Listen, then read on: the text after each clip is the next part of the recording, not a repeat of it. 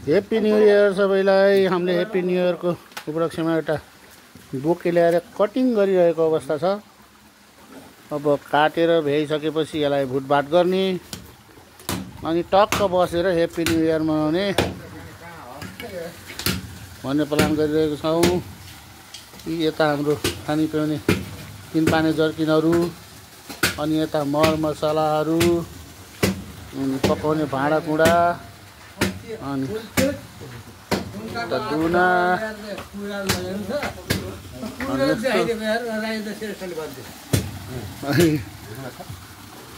हामीले अब मनाउने कार्यक्रम गर्दैछौँ। अब यता भात दोस्ने धुमधाम तरिकाले काम चल्दैछ। अहिले अर्को नेक्स्ट भिडियो फेरि आउनु छ। हल्का अब हाम्रो भुटुवा बन्दैछ हजुर। नयाँ सालको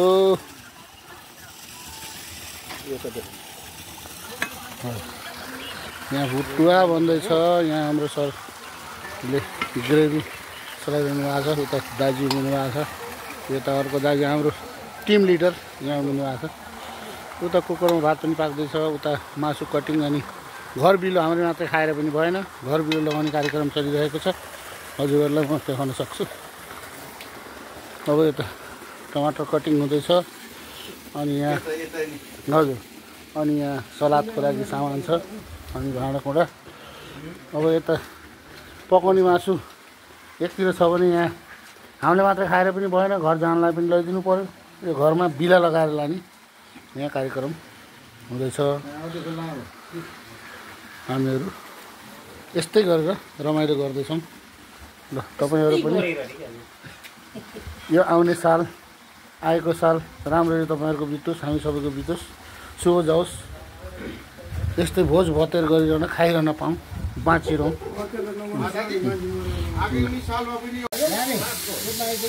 ल अब गाइस हाम्रो नयाँ वर्षको सेलिब्रेसन चल्दैछ।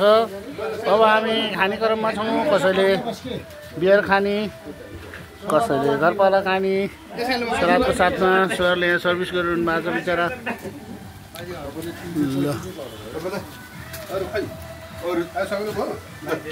ल त्यहाँ मासुका अझै भागहरू छन्।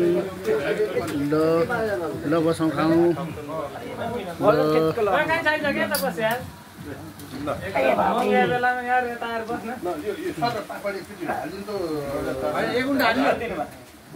पिस पापड पनि हाल्ने।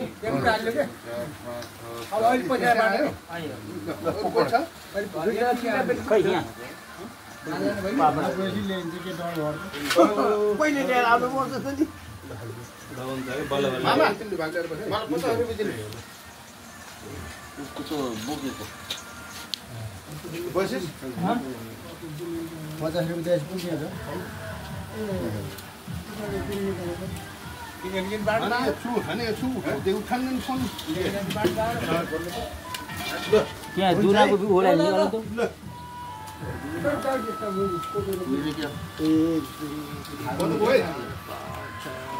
हेलो प्लेट चाहिन्छ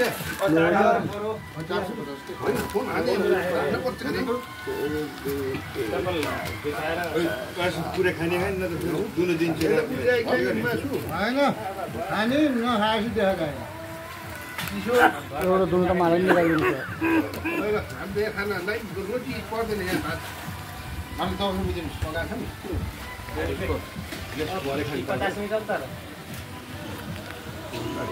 दिनु न कति ल्याउ न भन्छ 12 वटा